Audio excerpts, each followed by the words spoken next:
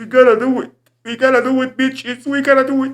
بما ان احنا يعني في شهر الالبومات، ومن البومه هيكون اكتر من التاني، ومن البومه هيكون اعلى ريتش من التاني، ومن البومه هيكون التوب. فمبدئيا كده ليجاسي نزل 3 شباتر، كل شابتر فيه 4 تراكات، وده كان الالبوم بتاع ليجاسي. هو كده كده الالبوم بتاع ليجاسي عدى عليه 3 شهور، بس هو كان اول واحد ينزل البومات في المدعكه اللي حاصله دي. وبعد كده يا زميلي ابو الانوار يقرر ينزل الالبوم بتاعه كامل المكون من 16 تراك، وحط لي خط تحت كلمه مكون. 16 تراك، انت فاهم يا اسطى؟ يا اسطى دي وجبه دسمه للفان، وجبه دسمه كبيره فشخ. يعني 16 تراك، الراجل غايب بقاله 7 شهور ورجع ب 16 تراك. انت فاهم الفكره عامله ازاي؟ يعني لو ما عجبكش التراك هتلاقي التاني عجبك وهكذا. فاحنا كده كده اصلا هنرجع لالبوم ابو الانوار تاني، لان اصلا كنت منزل فيديو مراجعه ل5 تراكات، فالفيديو اللي جاي لابو الانوار هيكون مراجعه ل 11 تراك. حنيوك انا برضه مش هسيب الموضوع يعدي كده وخلاص. وعندك برضه ابو يوسف قرر انه ينزل الالبوم بتاعه المكون من 11 تراك، 11 و16 3 شابترات، يعني 12 تراك. يعني بص، يعني خد يا ودنك، خد نزيف ودنك والله العظيم من كتر الراب نزيف. الموضوع ما وقفش عند كده، لا ده كمان ارسنك يقرر ينزل الالبوم بتاعه المكون من 8 تراكات. انت عندك بص جرعه راب كبيره فشخ. عندك اولا ليجاسي، وده يعني بقاله فتره، يعني قول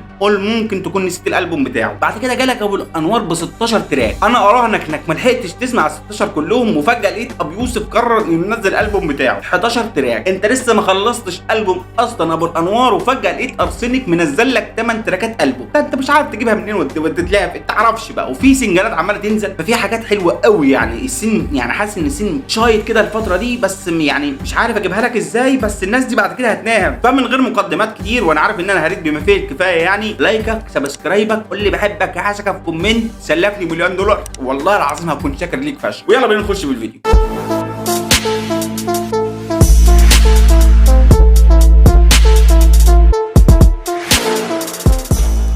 في الفيديو ده احنا جايين نقيم البوم ابو يوسف. هو بص، مع انه عيب ان احنا نعمل حاجه زي كده او انا اعمل حاجه زي كده، بس يعني انت بقى على الله التسهيل، وانا مش هسيب البوم زي كده عدي من تحت ايدي. لازم اتحنيك، لازم اطلع روح الحنيوكه اللي جوايا. والقوانين اللي هنرد بيها التراكات بتاعت الالبوم هو ليركس قويه كده تجيب لك ارتجاج في المخ من كتر التفكير فيها، التنطيط بين الفلوهات اللي يجيب لك صرع حرفيا، والبيت بتاعه قوي في الايقاع بتاعه ولا لا، وايقاع التراك في ودني حب ولا لا. معلش حنيوكه انا برضه، بس يا زميلي يعني هتاكل وانت واقف وهتلحق تنزل عادي جدا ومفيش اي حاجه حصلت. فيلا بينا نخش على التراكات عشان الفيديو ما يضربش منك. واول تراك في الالبوم بتاع ابو يوسف نمشي من هنا اسمه يا ريم استني.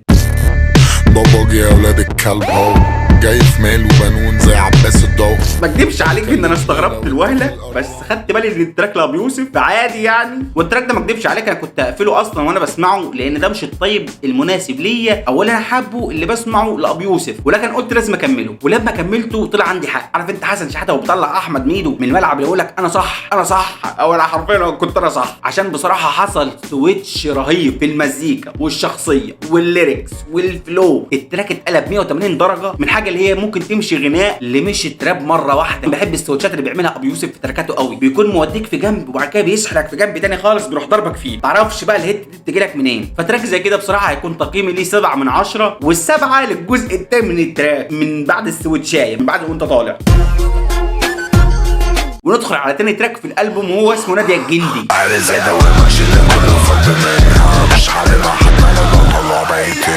حاسك ما استغربتش، لان انت عارف ان ده الطبيعي بتاع ابو يوسف، بس يعني لكن تراك زي كده يا جدعان كان فيه نقله ميتال كده جباره بالمعنى الحرفي، جباره. ده غير ان التراك اصلا دقيقه ونص، ودي كانت حاجه قفلاني من التراك قوي، مع ان التراك بالنسبه لي عدى سقف الجمدان بمراحل. التراك يا جدعان جامد فشخ. التراك على قد ما هو جامد، على قد ما هو قافلني انه دقيقه ونص انت مش لاحق تدخل في اي مود ابو يوسف بيحاول يدخلك فيه، اذا كان في اول دقيقه ولا في اخر نص، فانت مش عارف تجيبها ازاي. التراك اصلا مدته قليله، انا اول ما بشغل التراك حرفيا بلاقي التراك خلص. فتقييم لي بصراحه 6 من 10 بسبب مدته القصيره. انا اصلا بميل اكتر للتراكات اللي فيها رغي كتير، بميل اكتر للتراكات اللي هي من 3 دقايق وانت طالع، انا بميل قوي للتراكات اللي زي كده. وبصراحه بما ان ابو يوسف منزل البوم مهما كانت المده، انا عارف ان حتى لو قصيره يعني فالناس حابه تسمع ابو يوسف ايا كانت المده، بس انا بصراحه بميل للتراكات الطويله لاي حد، مش لابو يوسف بس. فبصراحه دي كانت حاجه قفلاني منه.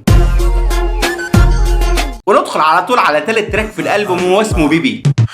بلعب راجبي مع بول مكارتني في مكتبة الشاطبي، اخصامي في بطني بتقولك لا بتقولي.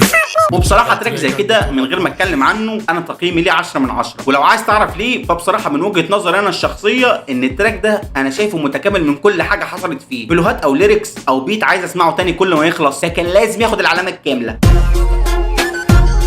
وندخل على رابع تراك في الالبوم على طول هو اسمه مايكروويف. ده تاريخ ده تمرين ده تمرين ده كتير وانا حذرت اسبلها لك لعبتي ما سمعتنيش عشان شخرت. خد بالك ابو يوسف كان قادر يكتب اسم التراك مايكروويف بالفي وبعد كده يطلع يقول لك ده مايكروويف زي مولو ويف زي الويف اللي باسطوره. انت خدت بالك بيقول لك انا عامل ويف جديده وهكذا، ويطلع يصيح ان انا عامل صيحه جديده وهكذا، بس الراجل تحس انه كان قاصد يكتبها بالف على قد الكلمه يعني علشان برضو ما تروحش للجنب ده من الصياح. فتراك زي كده بصراحه انا عايزك لما تسمعه تسمع اول بار بيتقال في التراك بس. بص يا ابو يوسف بيقول ايه في اول بار: ده تاريخ ده تمين ده تمرين ده كتير وانا حذرت. الرايم بيتكرع سيلابلز، الرايم بيتكرعها. ده حرفيا اول بار بس دخل في ودنك لما تبدا تسمع التراك ده. انا عايزك تتخيل بقى كميه اللعب بالكلام اللي موجوده في التراك ده اللي ممكن تجيب لك ارتجاج اصلا. بدون كلام كتير عن التراك ده لان انا عادي ممكن اعمل 3 فيديوهات على التراك ده بس بسبب اللعب بالقوافي. فانت لازم تدخل تسمعه بنفسك علشان تشوف اللعب بالقوافي بيتم ازاي ويحصل لك كده ارتجاج كتر اللعب بالكلام جواه. فتراك زي كده هيكون تقييمي ليه 8 من 10. ان انت شايف التراك متكامل هقول لك التراك مدته قصيره، التراك دقيقه و40 ثانيه، فيعني يا اسطى لا احنا عايزين اكتر. والله العظيم انا بحتاج اكتر من التراك عشان ادخل في المود بتاعه، ما تسيبنيش محتاج لك. وندخل على طول على 5 تراك معانا في الالبوم هو اسمه بجد فري ستايل. رشش برفيوم رشش 2 بقرف من كريم وي ار نوت ذا سيم، فرق في 3 انا لامع وانت ليم. ما اكدبش عليك انا حاسس الاسم ده اتكتب على التراك اللي هو علشان الناس تصدق لما تيجي تسمع ان ده فري ستايل مش تراك متعدل فيه قوافي، مش متعدل فيه بارات عشان يكون احسن او عشان يكون اقوى. فبالنسبه لي تراك زي كده انا شايفه تحت العادي بالنسبه لمستوى ابو يوسف، غير ان باين فيه فعلا فري ستايل. مش عارف ازاي ممكن حد ما يصدقش ان ده مش فري ستايل. انا قلتها صح ولا لا الجمله؟ مش عارف قلتها صح ولا لا الجمله، مش عارف. الو ده مستوى ارتجالي جدا، يعني مستوى اللي هو انت مش يعني مش هتسمع حاجه انت مش فاهمها، مش هتسمع حاجه انت تقعد تفكر فيها. كل اللي هي بيجي على باله قدام المايك بيقوله. انت لو مش فاهم يعني ايه كلمه فري ستايل انا اسف ان انا بعاملك معامله زي كده، بس يعني ده لو ده في حاله انك مش فاهم. فانا كنت افضل ان التراك متعوب فيه يعني اللي هو متعدل قوافيه يبقى احسن يبقى اقوى. كنت افضل حاجه زي كده بصراحه. فتقييمي ليه بصراحه هيكون 6 من 10 لان انا كنت افضل ان التراك يكون متعدل في البارات عشان تبقى اقوى وتبقى احسن، ما يبقاش فري ستايل. انا عارف ان ممكن يكون هو لازم يحط حاجه زي كده في الالبوم، بس ما اكدبش عليك انا مش شايفها مستوى ابي يوسف خالص. يعني انا شايفه رزع على يعني مش عارف افهمها لك ازاي بس بدون اهانه، والله مش عارف اجيبها لك ازاي. ونروح على طول لسادس تراك معانا في الالبوم هو اسمه مفيش احساس. تراك زي ده من التراكات اللي اتعلق معاك قوي وتفضل تردد ببراته وانت مشغله وتردد معاك الكورس بتاعه عادي. فتراك مختلف بالنسبه لي بصراحه لابي يوسف، ومن اكتر الحاجات اللي عجبتني فيه الفايب بتاعه لان انا برضو كنت مندمج معاه وكنت بردد وراه الكورس فعلا. فتقييمي ليه هيكون 9 من 10 لان تراك فعلا حلو قوي على الود. ونطير بقى يا زميلي لسابع تراك معانا في الالبوم. هو مش سابع تراك بس، يعني هو سابع و8 تراك واسمهم عايزه مني ايه وتجيلي بالليل. بصراحه تراكات زي كده انا مش عايز اديلها تقييم مش عشان وحشه ولكن عشان مش الطيب المفضل بالنسبه لي يعني، وخصوصا لابي يوسف. فاللي هو انا لو سمعته انا هدي تراك زي كده عشان انا مش حابب اصلا ان انا اسمعه.